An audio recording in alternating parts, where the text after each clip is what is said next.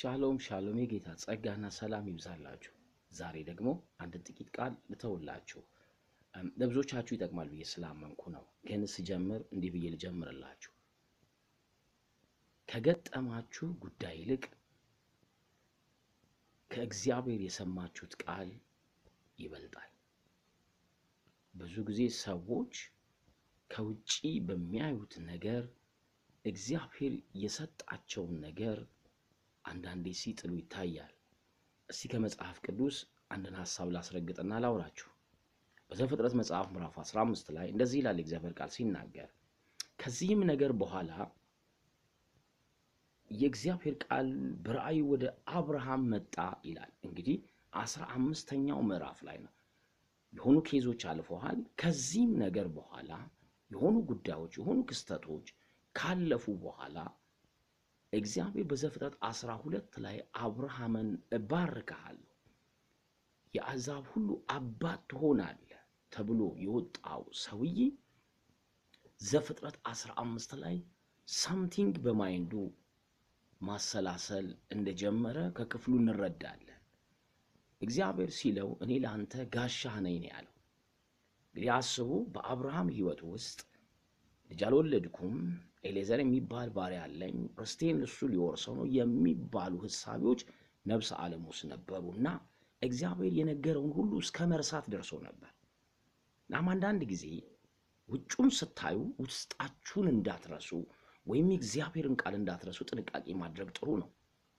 መጽሐፍ ሲናገር እግዚአብሔር እኔ ለአንተ ጋሻህ ነኝ ካለው በኋላ ምን ልጅ የለኝን የሚወርስ ኤሌዘር የሚባል ሰው ርስቴን ሊወርስብኝ ነው የሚል አይነት ሐሳብ ለእግዚአብሔር ያቀርብለት ነበር። አሁን ቁጥር በቁጥር ብዙ ማንበቡን ለእናንተ ልተውና ሐሳቡን ብቻ ማስቀመጥ ስለፈለግኩኝ፣ የሚገርመኝ ነገር እግዚአብሔር አብርሃምን ካለበት ሮንግ አስተሳሰብ አውጥቶ ወዳየለት ሐሳብ ውስጥ ለማስገባት የተጠቀመበት ሁለት ነገር አለ። አንድ አሸዋን ቆጥረህ ንገረኝ አለው። ሁለት ከዋክብትን ቆጥረህ ንገረኝ አለው። አልችልም አለ። እግዚአብሔር ግን አሸዋውንም ከዋክብቱንም ክሬት ስላደረጋቸው መቁጠር ይችላል። ዘርህን እንደዚህ አበዛዋለሁ ሲል መጽሐፍ ሲነግረን ቁጥር 6 ላይ አብርሃም በእግዚአብሔር አመነ፣ ጽድቅ ሆኖ ተቆጠረለት ብሎ መጽሐፍ ያወራናል። ተመልከቱ፣ አብርሃም ከገጠመው ኬዝ ይልቅ የተናገረው እግዚአብሔር የተሻለን ነገር ሊያደርግ የሚችል በነፍስ ዓለሙ ተቀብሎታል። ሁለት ነገር ላስታርቅላችሁ። እምነት የሚባለው ነገር ከእግዚአብሔር አፍ በወጣ ቃልና በክርስቶስ ኢየሱስ በተፈጸመ ሥራ ውስጥ የተገመደ ነገር ነው። በሁለት የተገመደ ነገር ነው። እንግዲህ እግዚአብሔር ደግሞ በአዲስ ኪዳን ስለኛ የተናገረውን ነገር ብቻ ሳይሆን ስለኛም ደግሞ የሰራበት መካከለኛ የሆነ አንድ ስብዕና ኢየሱስ አለን። ኢሳይያስ በትንቢቱ ኢየሱስ ከመምጣቱ ከ700 ዓመት በፊት በ53ኛው ምዕራፍ ላይ የሚናገረውን ቃል ላሳያችሁ። የሰማነውን ነገር ማን አምኗል? የእግዚአብሔር ክንድስ ለማን ተገልጧል? ወረድ ስትሉ ኢየሱስ የፈጸመውን ሥራ ነው የሚያስቀምጥልን። በዮሐንስ ወንጌል ምዕራፍ 17 ላይ አብ በምድር ላደርገው የሰጠኸኝን ሥራ ሰርቼ ፈጽሜ አከበርኩ ካለ አሁን የምንጨምረው ምንም አይነት ነገር የለም። እንዳትረሱ፣ እምነት ከእግዚአብሔር አፍ በወጣ ቃልና በክርስቶስ ኢየሱስ በተፈጸመ ሥራ ላይ ዲፔንድ ካልሆናችሁ የውጩን እየሰማችሁ ነው፣ ፍልስፍና ነው፣ ካርናሊቲ ነው፣ ኮንዲሽናል ነው፣ ከዚህ ዓለም ነው፣ ከአጋንንት ነው።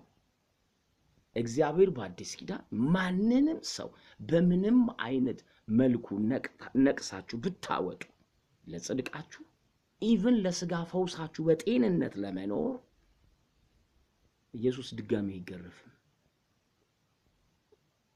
በረፍት ለመኖር ኢየሱስ እንደገና አይጨነቅም። በጭንቃችሁ እሱ ተጨንቋል። አያችሁ፣ አንዳንድ ጊዜ የእግዚአብሔርን ቃል አለማመንና በክርስቶስ ኢየሱስ የተፈጸመው ሥራ ለኔ ነው ብሎ አለመቁጠር እጅግ አደገኛ ነው። ዛሬ ልበላችሁ፣ በምንም አይነት ሁኔታ ውስጥ ብትኖሩ የእግዚአብሔር ቃል ያላችሁን እሱን ናችሁ። ኢየሱስ የሰራላችሁን እሱን ናችሁ።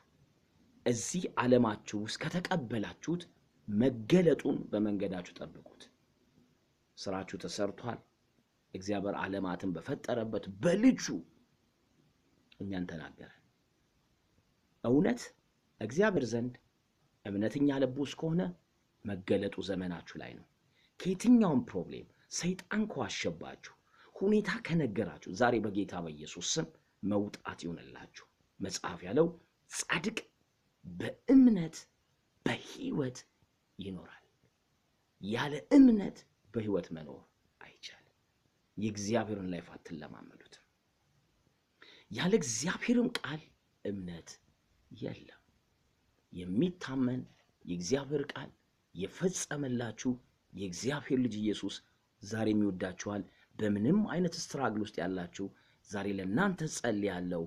መውጣት ሆነላችሁ፣ አርነት ይሁንላችሁ።